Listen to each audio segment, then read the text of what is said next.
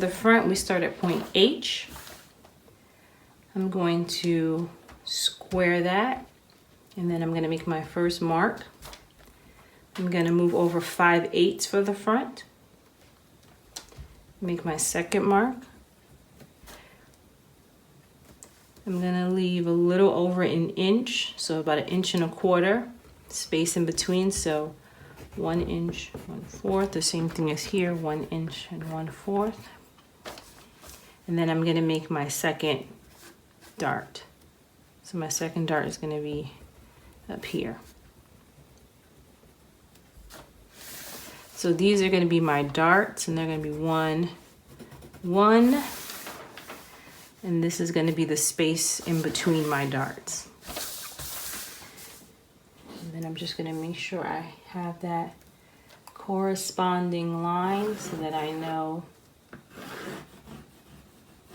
that those were the markings that were created.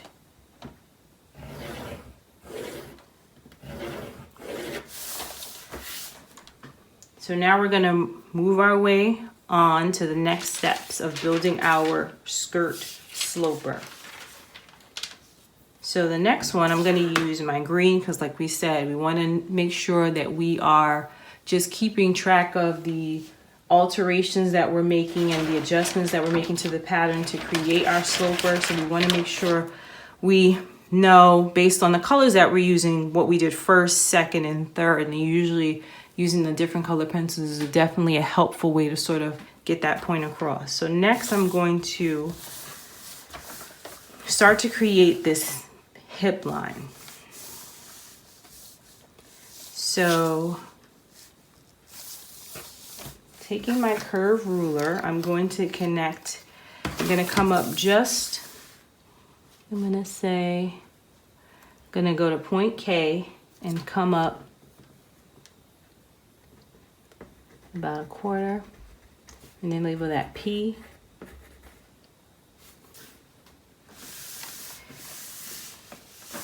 And then I'm first going to connect point P, and then I'm just going to bring it down to the hip.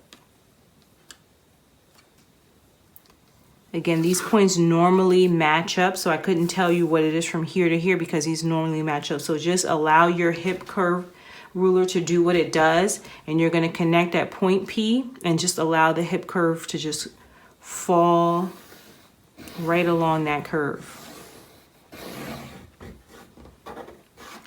And then you're going to do the same thing here. You're going to measure up about 1/4 from M, point M, and you're going to mark that Q. And from point Q, you're going to get your hip curve. Make sure it's in good alignment.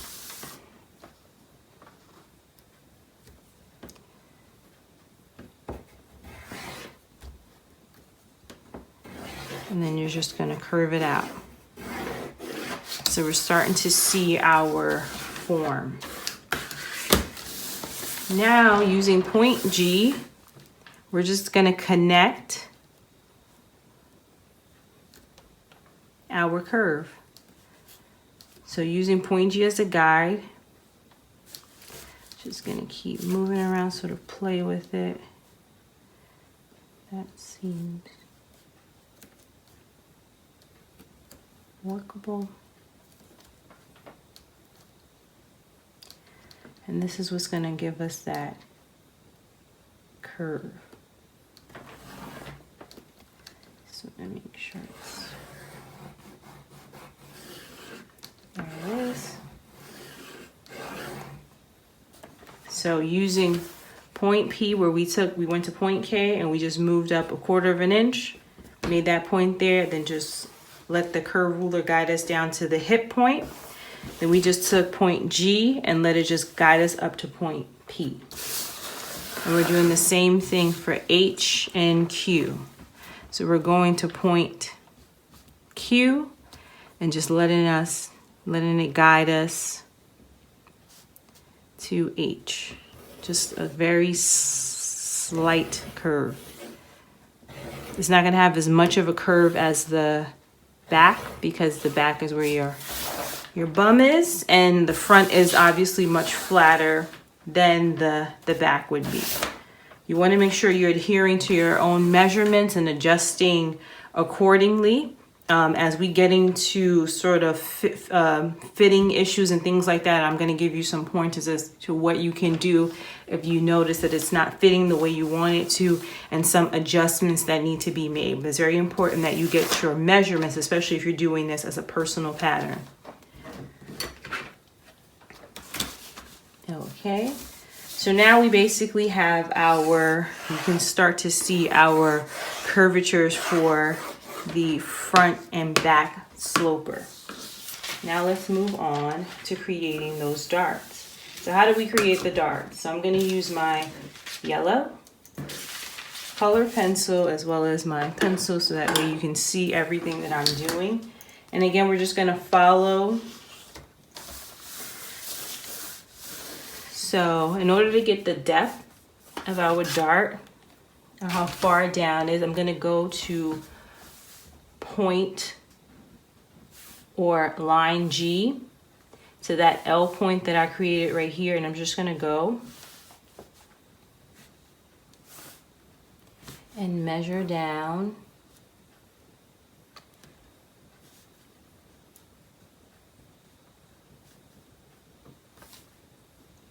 from the very top of this line. So we're going to get into the center. Remember we said this is going to be an inch, so we're going to go a ½ inch in, and we're just going to take our line down to about let's go 5½ inches. So 5½ inches down, and then we're just going to create a point.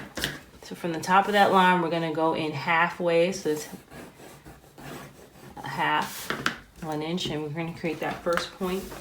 We're going to do the same thing over here. So not in this area, that's going to be an open area. We're going to go a ½ inch in here and measure down again, 5½. Create a point, and then we're going to highlight it with that. And then we're actually going to go on that green line for us to create our legs, our dart legs. So here's where we started it at, but our dart legs are going to actually be starting at this point. And we're just going to use that as a guide, but then connect here. So use this as a guide, but don't connect until you get to the green line. So start from the green line, but definitely use the blue as a guide to where you should start. And same here. Here I actually drew the blue line, so it's a little bit easier. But you're going to use the green line for your connecting the dart legs.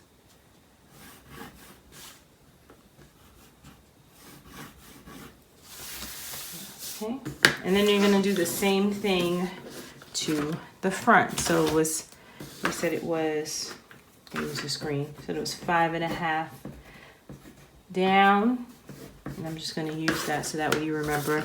The front darts aren't as long, so you're going to use this as a guideline. Again, this is 5/8, so it's a little trickier to get half because it's not well, it's actually an inch, I'm sorry. So I did do the inch here. So we're going to go down. Let's see if we can use this. 3½. So we go 3½, and we use that here. And we do the same thing here. We go down 3. That's another good thing about the grid rulers. They have these holes, and it's much more helpful in order to obviously create a dart. So then we're going to make our point there and there.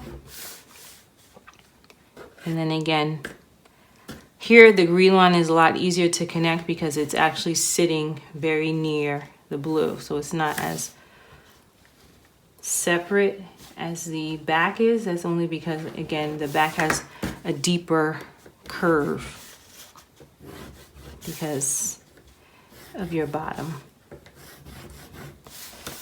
Okay. And also I'm just gonna put 3.5 just in case you get confused and you're like, well, why is the front shorter than the back? That's intentional. And then you just have your measurements there so you know why one is shorter than the other. Okay, so this is basically it. It's fairly simple, it's fairly cut and dry. It's not as intricate as the front bodice. Skirts are a lot more forgiving as far as like creating a pattern for them. And again, it's not anything too crazy to have a front skirt pattern. I just wanted you guys to see it at its full range. So then what I'm going to do is I'm going to copy this. And then I'm going to show you just on the one, actually, I'm just going to show you on just the one, how we're going to alter this. So whatever I'm going to do to the front, I'm going to do to the back. And I'm just going to show you on the one side.